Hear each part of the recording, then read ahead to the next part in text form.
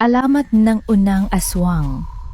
Noong unang panahon, sa pinakaliblib na sulok ng Kabisayaan, may isang baryo na napapaligiran ng makapal at madilim na kagubatan.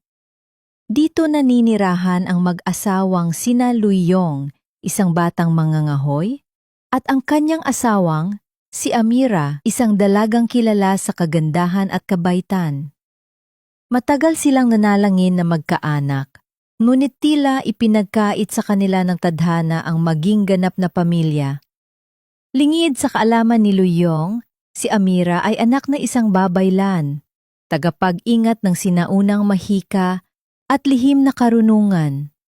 Sa labis na pagnanasa niyang magkaanak, palihim niyang ginamit ang itim na dasal, isang ritual na mahigpit na ipinagbawal sa kanya ng kanyang ina. Isang gabi, 9 na buwan matapos ang lihim na ritual, sinalubong ng baryo ang pinakamalakas na bagyong sumubok sa kanilang buhay. Dumadagundong ang kulog, bumubuhos ang ulan na tila bumubura sa mga daanan, at sumisipol ang hangin na parabang may bulong ng mga kaluluwang nagbabantay. Si Luyong, bilang pinuno ng mga mangangahoy, pinakiusapan ng mga taga-baryo na tulungan silang patibayin ang mga bubong, iligtas ang mga hayop, at bantayan ang mga pamilya laban sa baha. Noong una, ayaw siyang paalisin ni Amira, ngunit buong lambing siyang niyakap ni Luyong.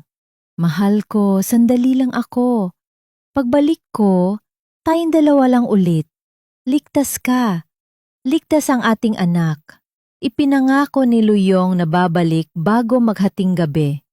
Ngunit hindi niya alam, sa oras ding yon, mararamdaman na ni Amira ang matinding pananakit ng kanyang tiyan. Tanda ng isang pagsilang, ngunit hindi ng ordinaryong sanggol. Sa gitna ng malakas na ulan at hangin, mag-isa si Amira sa kanilang maliit na kubo. Wala rin si Luyong na abala sa pagligtas sa buong baryo. Walang pwedeng sumaklolo kay Amira.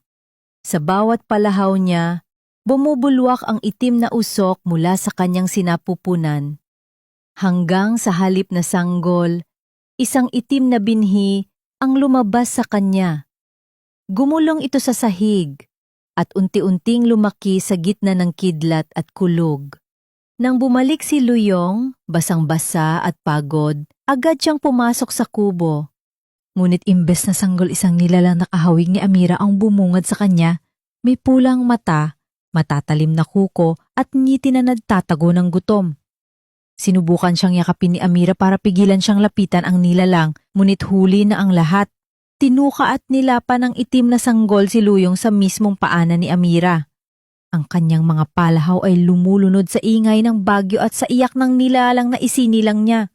Dinala ni Amira ang bangkay ni Luyong sa gitnang gubat.